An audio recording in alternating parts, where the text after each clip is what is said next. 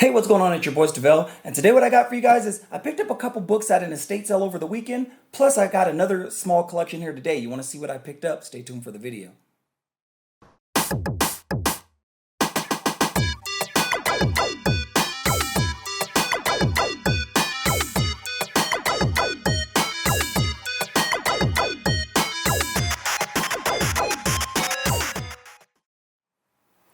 Hey, what's going on? It's your boy Stavel, and like I said, over this past weekend I was driving around and I actually seen a sign outside. When I was driving by this house, there's a bunch of furniture in the yard. I seen a sign that said estate sale, big old sign, estate sale. I seen a bunch of furniture in the yard. So, I wanted to stop by, see what they had. So I pull up, jump out, walk up to the guy, and I'm like, do you guys have any comics here? And here's one thing I always do. When I see an estate sale, if I got time, I always stop by. You never know what you're going to find. You might find some old books, some golden age, some silver age, some first appearances, some expensive books. You never know. So I always make it a point when I see an estate sale, I'll stop by, or even yard sales if I got time, I'll stop by, ask if they got comics. So this particular day, which was this past Saturday, I stopped by, say, hey, you guys got any comics? They say, oh, crap, the comics. And that's where it comes in. It's pouring rain, mind you. Now on the yard, they got furniture, sofas, rims, tires, and then they have one long box of comics, and it's pouring rain. And I'm like, these ain't gonna be good. So, anyways, I say, let me see what you got. So he grabs the box, he pulls it over in the rain. We're standing outside. This whole estate sale is like everything's on the front lawn or whatever. The books are upside down in the long box. I start flipping through them, and I'll just show you guys what I got. I did grab some stuff, and they were like $3 a book, but I was like, hey, they're wet. And I was like, whatever I find, can I get for like $1 a book? The dude was like, I'll tell you what, meet you in the middle, $2 a book. I was like, they're soaking wet. They're paper. But, I was like, whatever, let's just see if there's anything in there. And there was some stuff in there. Now, the first book, when I opened the long box up, the first book I seen was The First Rogue. And I'm like, I just folded the books forward, First Rogue right there. Well, not like the Avengers 10. It was her first appearance in X-Men, like the one where she's punching Wolverine on the cover. That one. I was like, okay, there might be something in there. Then I flipped the next book, First Nimrod. Flipped the next book. It was like the First Brood. And I know my X-Men key, so I'm like, there's going to be some stuff in here. But I didn't get none of those because I have those and they're all soaking wet. But I was like, I just want to get some stuff I didn't own, even if it's going to be like a zero point 0.5 because of water damage. But, so we'll start off with the books I did get. So we'll start here. Let's just grab these and we'll just go through this. Now, I did find a book I've wanted since I was a kid. And I could have bought this book plenty of times, but I just wanted to find it out in the wild, and I was able to find it in this collection. Low grade, albeit, but we'll get to that. So the first book I picked up over there was this Fantastic Four 248. Now, this is just an awesome Galactus cover, and I'm a fan of Galactus. He's not like one of my favorites or nothing, but I do like Galactus, so I picked this up for $2. I mean, in the water damage, it's dry now, but you could see the water damage on there. It was upside down to the top. What's crazy about this is, had they just covered the books, every one of these books is like in pristine condition on the part that was like not getting hit by water. So these corners are crispy. This could have been a 9.8. And these are all newsstand books, which is crazy because I'm like, these could have been very expensive books. But Fantastic Four 243. And that's the first book. Now, secondly, I found this in there. This is Marvel Spotlight number 6. Now, this is the first appearance of Star-Lord. Again, top corners are crispy, newsstand, water damage on the bottom. Because like I said, these were all upside down in the box. But found the first appearance of Star-Lord in there for $2. Can't beat that. His first appearance in comics. It's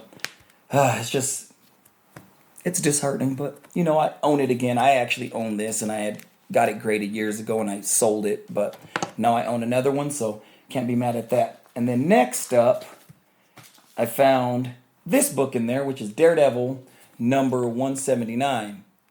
This is an awesome Elektra cover. I just love this book, and I do collect Daredevil books. When I see them, I try to get them. This one, the last two hurt a little bit more, but, is what it is. But got that Daredevil 179. And next up, I got this Daredevil, which is number 181, which is The Death of Elektra. Now this thing across the top, and like it's pretty crispy, but again, the bottom half is all water damaged up to about there, and you can see the water run damage running up the side. But I've never owned this book or the last 179, so I just wanted to pick these up. And I like Daredevil. Daredevil's cool, so when I see Daredevil keys, I'll pick them up. And I don't know what I'm gonna do with these yet. I mean, I know they're gonna, if I was to ever get them graded, and I'm not going to because there's no point. They would get like a 1.0 or 1.5 or something, maybe a point 0.5 because of the water damage. So I'm probably never gonna get them graded. And they weren't bagged and boarded. If they were, it would have probably protected them. So but so I'm not gonna get them graded or anything. But I'll bag and board them here in a minute, and then after this video, and then just add them to the collection. Just low grade. Now this one hurts. This last book hurts. This could have been a 9.8. This thing is crispy on the top edge. The bottom edge, obviously, it's water damage to crap, and it's a newsstand. This is a book I've wanted since I was a kid, and I just always wanted to find it in the wild. I could have bought it, but, just wanted to find it in a collection or something like that. This is a G.I. Joe, a Real American Hero, #1. It's a newsstand. It's crispy as hell across the top edge. There's not a lot of spine ticks on it, but there's water damage. This one hurt. Now, had this been in mint condition, I mean, it could be like $1,000 book or something. But being with the water damage or whatever, it's just going to sit in my collection until I find another one, because I'm not going to buy this book. I'm not going to go out and buy G.I. Joe #1. I'm sure I'll find it again in a collection at a yard sale, estate sale, something. So, that's just the kind of thing, like, whenever I see yard sales, I always stop. And this is the first appearance of, like, a bunch of the G.I. Joe people. Like, it's like a bunch of first appearances in this book. So, I mean, this is one of those ones where it's, like, really desirable. And it's a newsstand. And it has white pages. Just a sad, sad story. But that was my estate sale finds. And I did hit up another estate sale I seen over the weekend. But there was nothing, like, too crazy there. They didn't even have comics. Just a bunch of furniture. So that was my estate sale finds. But also, just today, actually, I picked up a small collection from a buddy of mine who, and this is why it's important to kind of tell your friends when you collect comics or what you're into, whether it be cards, comics, whatever. A buddy of mine, I had always tell him, hey, I watch my channel, whatever, I collect comics. Well, he was like, hey, my friend's dad got some comics. And I was like, what do you got? And he was like, you want them? I was like, yeah, bring them over. So I haven't even really looked through these. Don't really know what's in here. I just got them like an hour ago. But this is why it's important, He did send me a picture of one book, so I know one or two of the books that I know what they are. But the rest of them I kind of don't know, so we'll just go through them. And so this is a collection I acquired today. So first up, we got Tales of Suspense, #61. This is a nice Silver Age Iron Man and Cap book right there. This one's really low grade, so, cover looks like it's detached but on one staple, but hey, is what it is. I've never owned that book. Here's another one I never owned. This one looks a lot nicer, probably like a 7.0 to 7.5. This is going to be Fantastic Four, #91. It's a really good condition. Fantastic Four, #91. So, yeah, awesome book there. And then next up we got, now I don't even know what this book is. Don't think I've ever seen it. It's Mighty Comics Presents The Shield, #48. I don't know if there's any key significance with this or whatever. It's a 12 center, so, I mean, I know it's an older book, Silver Age, but I have no idea what it's worth. If it's a first appearance, if it's a key, nothing like that. Don't know. But if any key significance in any of these books, I'll put down below. But yeah, never even seen this book, but looks to be in like mid-grade condition. Next up, now this book looks like a 9.0. Now this might be a high-grade book. It's a Bronze Age. This is a Captain Marvel #20. And again, like I said, I don't know if any of these books have any key significance. I haven't even had a chance to like look them up. Nothing like that. I just kind of just got the collection, just got home. Was gonna make a video on my estate sale finds, but I got this collection today, so I was like, I'll just make one long video today. But yeah, Captain Marvel number 20 or number 30 there. And then next up, another really high grade book. This book looks flawless. This is going to be Amazing Spider-Man number 271.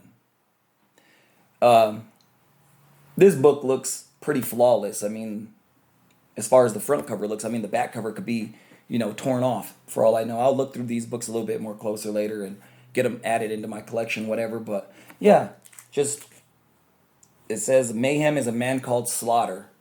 Don't know who Slaughter is. Next up, we got Amazing Spider-Man number 177. Now, this is just an awesome Green Goblin cover.